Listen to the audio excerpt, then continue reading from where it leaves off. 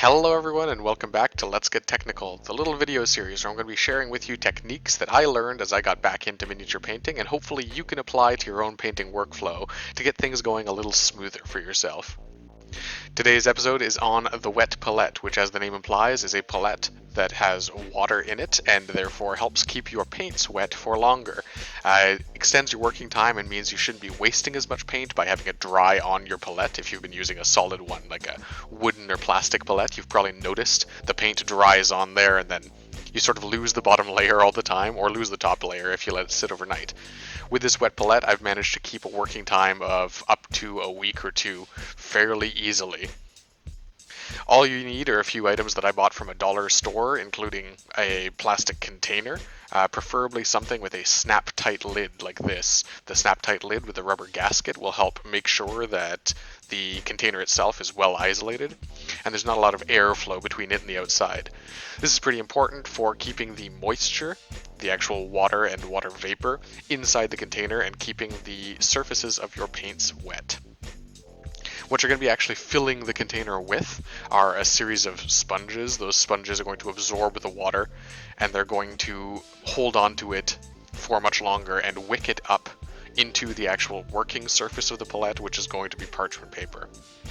I've just bought 3 normal sponges and 1 extra, which I cut in half, and I can just slot in the side to cover the entire bottom of this container. It's actually a fairly generously sized container, and you'll want something large like this, I would imagine anyway, because otherwise I found I had a hard time getting my paintbrush in and actually working with my paints in a smaller container.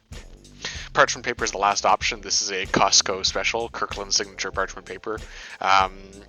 It's my understanding that different brands work differently, but I haven't had any issues with the Kirkland brand, so I recommend that, and I can't vouch for anything else. As it is the working surface you're going to be using, you will want a clean piece of parchment paper.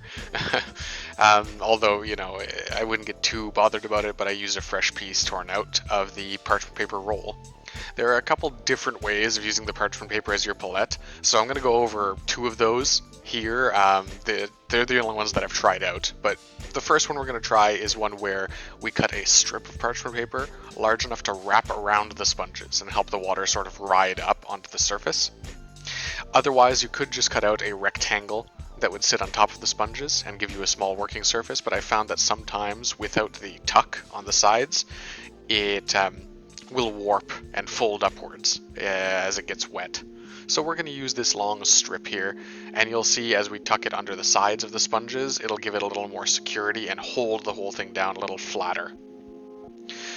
Cutting it out is as easy as you can see, using your container as reference to make sure that it is the right width as demonstrated here and fits within the container. And the 2 ends are long enough that they can meet on the bottom side. They don't necessarily need to meet, but you do want them to tuck under the sponges a little bit just to give them room. So the first thing we're doing here is we're adding in a bunch of water. The wet palette, of course, is based on having water in the bottom and having water travel up through the paper and sponges. As such, we're going to pre-soak our parchment paper as well. By pre-soaking my parchment paper, I'm making sure that it's gotten a little moisturized beforehand, it's a little more workable, and it's conducive to water running up it. I would actually recommend soaking it a little longer than I do here. This is just for demonstration purposes, but you can see it doesn't change much on the paper. Though even then, I was noticing the paper was a little more pliable and a little more amenable to being moved around. So, soaking it is a pretty important step. Putting the sponges in here, they're going to be floating for now, but we're going to sort of squish up more water into them, and they should settle down to the bottom afterwards. Although if they are floating, it's not a disaster. You just might find that your palette sort of shifts under your brushes, which might be difficult if you have a particularly dense palette for a project. So by squishing down the sponges, I'm just making sure the water gets up inside them and they start to equalize out with the water underneath them. I'm going to pour more in because there wasn't quite enough water. You can be quite generous with the amount of water inside of your wet palette, although you will want to live under the understanding that if you try to move it around, the water will slosh around, and I have had problems in the past where I've tried to shift my wet palette and the water sloshed over top of the working area and just smudged all of my paints together. So do try to avoid that. So as you can see here, I'm just tucking the ends of my parchment paper under the sponges. As I mentioned before, this should help the sides hold the parchment paper down and hold it a little bit smoother. I've noticed this helps me a little bit sometimes. You can also affix them on the bottom with something like hot glue or something if you want to make it tighter. But this is largely sufficient for me. I'm now just squishing some water over top as well. Letting some water sit on top of the paper can help you out by weighting it down and helping it affix to the sponges. Those wet spots where it touches the sponge are where the water is going to be wicking up best from the sponge to the paper. Of course, because we have a Loctite container, we're not just counting on water wicking up through the palette paper, but we are also going to be benefiting from the fact that the atmosphere within the container is going to be very, very humid from the water underneath evaporating. This means that you're pretty much guaranteed to have a decently humid surface inside there, even if, I would imagine, you don't have good water flow up to the parchment paper, though I haven't necessarily tested that. The work time on my wet palette has been, as I mentioned, up to a couple of weeks, which is far more than I've seen on several other YouTube tutorials I watched, where they said something like 2 or 3 days. Though maybe that's a factor of what paints you use and how liquid they are to begin with as well. Being that I work mostly with airbrush paints or inks, this is more than adequate. Now just snap that on and let it sit for a little while. You're going to want it to sit in order to fully hydrate before you start working with it. I'm now going to show off the second way I talked about, which is just cutting a piece of parchment paper and laying it on top of the sponges. This is pretty easy to do. I know that the lid of my container is the size of the top end of my container. And again, taking into account the taper, on the sides of my container, I'm going to want to measure more from the top than from the bottom. Otherwise, I'm going to have this sort of margin around the edges that is just going to be unused space. I want to go a little bit smaller than the very outermost edge of the lid, though, just because since the sponges aren't pushing everything right up to the top lip of the container, I'm expecting there to be a little bit of tapering, and things are going to get a bit smaller towards my actual working area. By using the lid, though, I have a perfect template, and it's very, very easy to just draw the outline, grab some scissors, and cut it out. This is also much quicker and uses less parchment paper, so if you're concerned about the waste side of things, this may also be preferable for you, as it just uses a single square of the right size. So I've already pre-wetted my sponges, as before, and now I'm just going to put the sheet on top and scrunch it down and get some more hydration on it. Now, you see that without anything holding it down, again, there's quite a bit of wrinkling. You might get some warping, depending on how your parchment paper behaves. It may be worse or better, but I get a little bit of wrinkling on the surface of my parchment paper.